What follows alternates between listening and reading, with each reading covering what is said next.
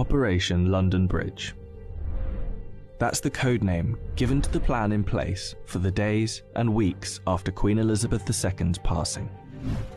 The Queen has been sitting on the royal throne since 1952.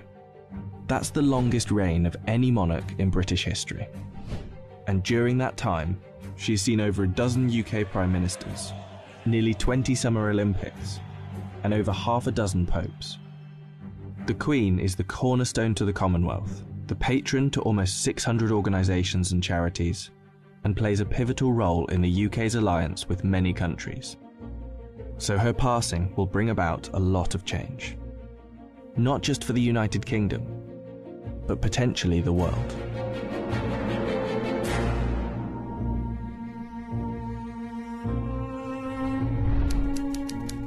Her private secretary, the Right Honourable Edward Young, will immediately pass a message on to the acting Prime Minister at the time. That message will likely read, "London Bridge is down." The Prime Minister will then set Operation London Bridge into action. Within minutes, the 15 governments outside of the UK where the Queen is head of state will be informed over a secure line. And that will be followed by the other 36 Commonwealth nations and leaders around the world. The gates of Buckingham Palace will then dawn a black-edged notice of the news. At the same time, a newsflash will alert media around the world. Every media outlet is prepared for the news. Every radio station has a network of lights that will flash to indicate a national catastrophe such as this. All BBC shows will stop and proceed to run a feed dedicated to the news. Newsreaders will change into the black suits and clothing that is on hand at all times in the news studio, and the traditional red BBC News branding will turn black. Newspapers, TV channels and radio stations have days of coverage ready to go. On the same day as her death, the Queen's eldest son, Charles, will immediately become king. And it's reported that the stock exchange, businesses and shops across the UK will likely close for the day out of respect. The day after the Queen's death, on a live stream, Charles will make his first official speech as king. And the government will swear its allegiance to the sound of a 41-gun salute in Hyde Park, London.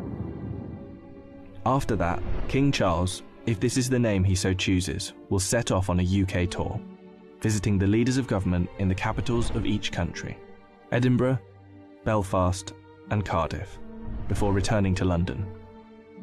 During this period, TV channels will play the many documentaries already made in the Queen's honour, and the BBC will refrain from playing comedy shows as a sign of respect until after the funeral. 4 days after her death, the Queen's coffin will be led on a military procession from Buckingham Palace to Westminster Hall. Here she will lie in state over the next 4 days, and after which King Charles, family and dignitaries will pay their respects. Then the doors will open to likely hundreds of thousands of people queued up outside.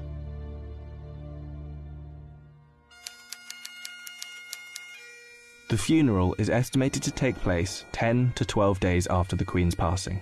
But one thing is certain, the day of the funeral will be an official bank holiday for the whole of the United Kingdom. The stock exchange will close for a second time in under 2 weeks, and many businesses will follow suit. At 11 AM sharp, the bells of Big Ben will chime, the country will fall silent, and the coffin will be brought inside Westminster Abbey, where 2,000 specially invited guests will bow their heads in prayer.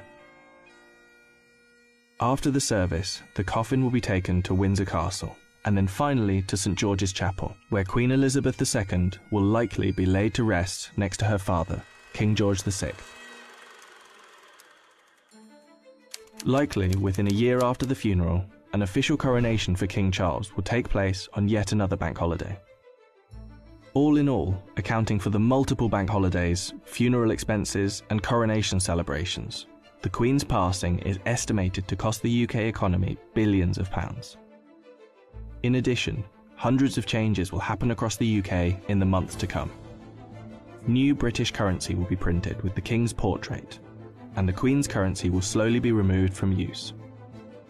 The same will happen for stamps, passports, and police and military uniforms, and the national anthem will be changed to God Save the King.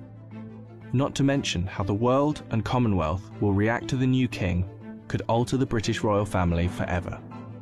For example, there is growing support in Australia for the country to become a republic, and the Queen's death could heighten that support.